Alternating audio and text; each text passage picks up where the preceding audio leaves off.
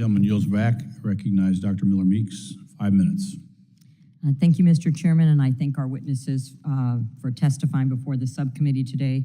A comment by one of my colleagues much earlier talking about the infant milk formula shortage and said that the FDA was not the source of that. I would say from articles I read in the Wall Street Journal and other publications that there is some blame that lies with the FDA as well.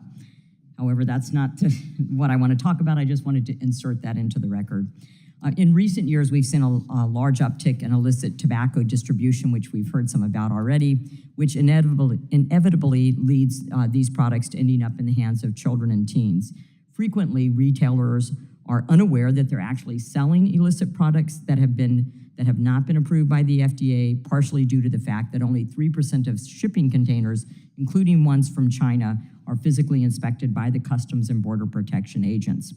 Many of these products are put on full display at vape shows all across America and are being sold by people who do not know that they are neither regulated nor approved by the FDA. While all forms of tobacco, whether smokeless or combustible, present some health risks to the users, the FDA needs to ensure that products on the market have actually gone through FDA's approval process and needs to work more with other government entities to step up enforcement to remove illicit products, especially those from China.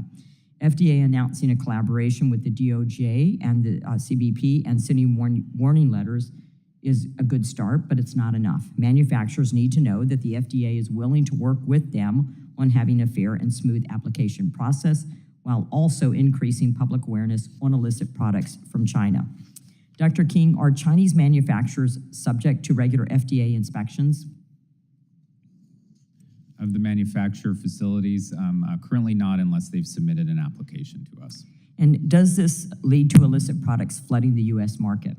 Well, there's multiple factors leading to products entering the U.S. market.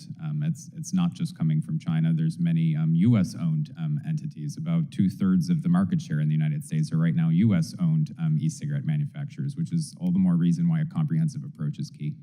So, but if they're not going through an FDA inspection, does that allow them to sell their product at a lower cost? Regardless of whether they have an FDA inspection, if they don't have an authorization, it's on the market illegally and subject to enforcement action. And are you aware that 8 China-based companies account for 43% of all e-cigarette products sold in the United States? I think that depends on what data source you're using. The data source we use suggests that about 85% of the market is U.S.-owned entities. Most of these e-cigarettes are manufactured in China, but the estimates being proposed are those that are Chinese-owned, not U.S.-owned companies. So I think it's important. Is it an issue? Data source. It's certainly an Whether issue. Whether it's 15% or 43%? Regardless of the numbers, it's certainly an issue, and that's why a comprehensive approach is key, but everyone with authorities in this space has to step up to the table, and that includes Customs and Border, and they have specific authorities that they work closely with FDA, and we need more of that, and I'm hopeful with the task force we'll get there. As a physician and a former public health director, I'm a huge proponent of protecting public health. And as I mentioned, while no tobacco product is safe, some international health systems view e-cigarettes or other products as a tool for harm reduction and eventual cessation.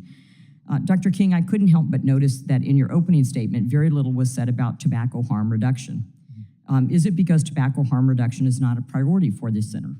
No, absolutely not. We just released a 5-year strategic plan, and there was a public education component, and one of the 3 pillars was educating adult smokers about the reduced risks of lower risk alternatives. So it is a priority as part of our strategic plan. And one of the things that was mentioned here was the number of applications that are due in a 4-year timeline process rather than 180 days.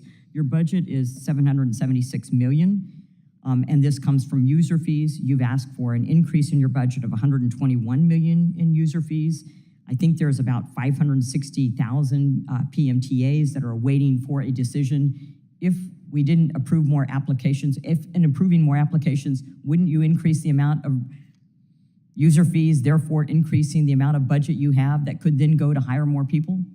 Well, as a scientist myself, I'm not going to jeopardize the integrity of the science, and it is up to the applicant to submit the science to get an authorization. We are not in the business of rubber stamping applications. So if there's more authorized, that's certainly on the onus of the applicants, but we want to make sure we find and adhere to a science-based approach. Do you have a streamlined application process that says exactly what the applicant needs to submit so that they can have their decisions? I would venture a guess that they're doing everything in their power to make sure that their applications have a decision immediately, or at least within the 180 days. Thank you so much. I yield back. Yeah, and I would just say that we have a guidance that we issued publicly that clearly articulates that, and it's available on our website, and we're happy to share it with you or your staffers.